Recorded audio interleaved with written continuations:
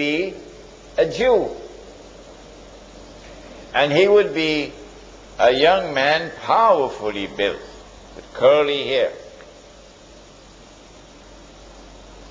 At that time, when he appears in the world, in our dimension of time,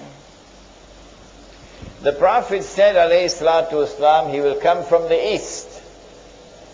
He pointed his finger 20 times to the east. Dajjal will come from the east. But what about prior to that, when he will not be in our dimension of time?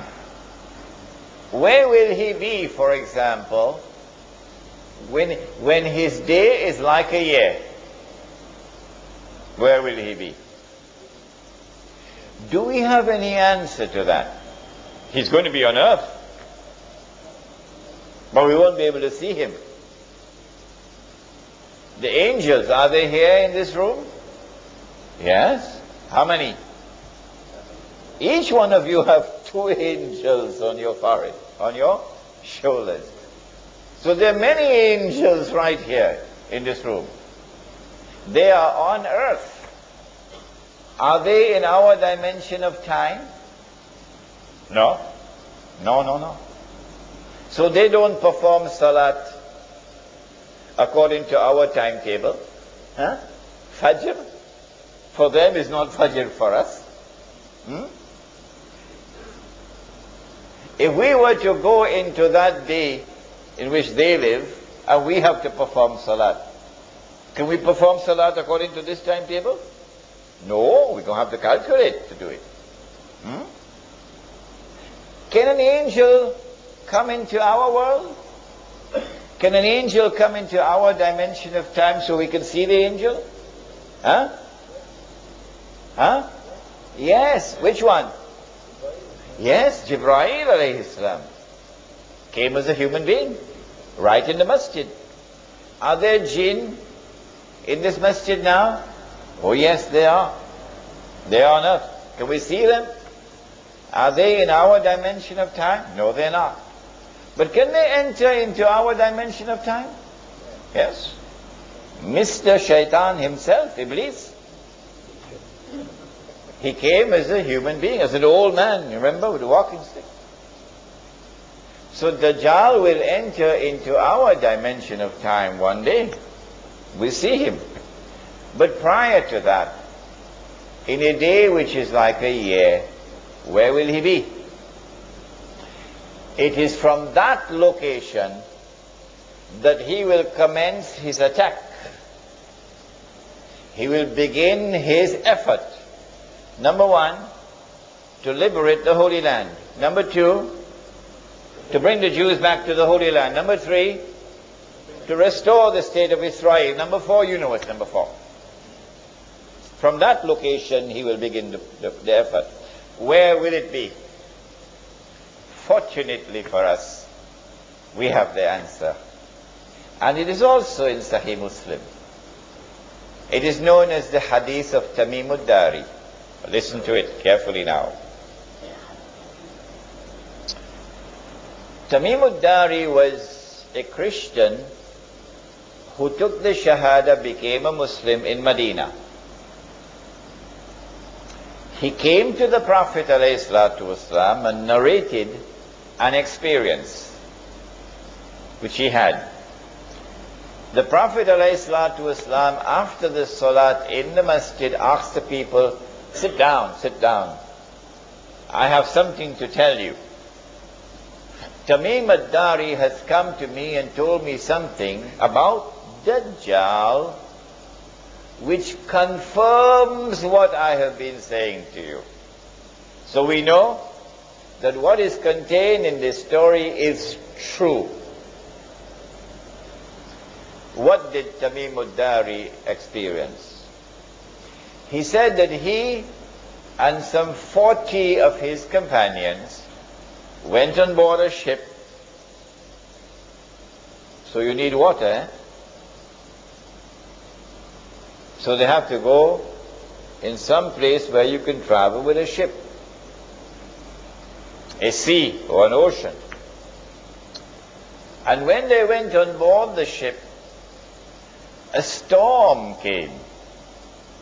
And the storm blew the ship for 40 days for a whole month, sorry, not 40 days. The storm blew the ship for a whole month before they reached land. Now, if you are on the western side of Arabia, which is Hijaz, and you get on board a ship, there are only two seas on which you can travel. One is the Mediterranean Sea, and the other is the Red Sea. Only these two. But it seems very much unlikely, in fact impossible, for a ship to be on the Red Sea and for a storm to be blowing and that ship did not touch land for a whole month, because the Red Sea is very narrow. And so I have chosen to eliminate the Red Sea, and I have chosen to remain with only the Mediterranean Sea. After they reached land, then they got off the ship onto a boat and they went, and it was an island. And on the island they saw a strange beast. It was very hairy, so much hair, that you could hardly distinguish the head from the tail. So this beast is concealing its identity. And the beast spoke and said that I am what? Huh? I am? Are you guessing now? I am Jassas. Jassas means a spy. A spy.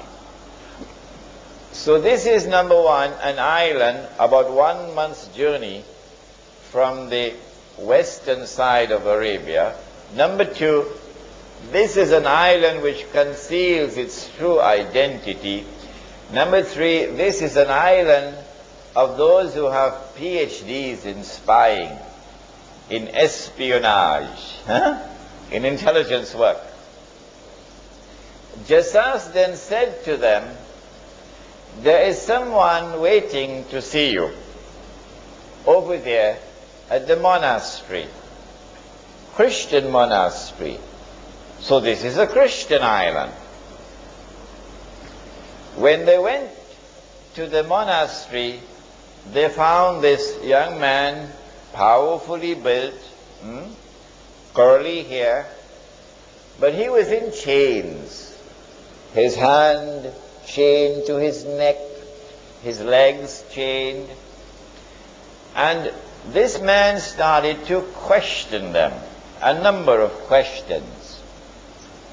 The Nabi al-Ummi, has he arrived in Medina? Nabi al-Ummi means, it doesn't mean the Nabi who cannot read and write. No. It means the Nabi who is not a Jew. The Nabi who is Gentile. Has he arrived in Medina? Yes, he has. Are the people accepting him? Some are accepting, some are not. This man then says, it will be to their benefit if they will follow him. A very important statement. Then he asked, the date plantations of a particular area, is the crop still coming out in abundance? They said yes. He said, I don't think it'll last for long. And then he asked, Buhayratu Tabariya, that's the Arabic name. The English name is the Sea of Galilee.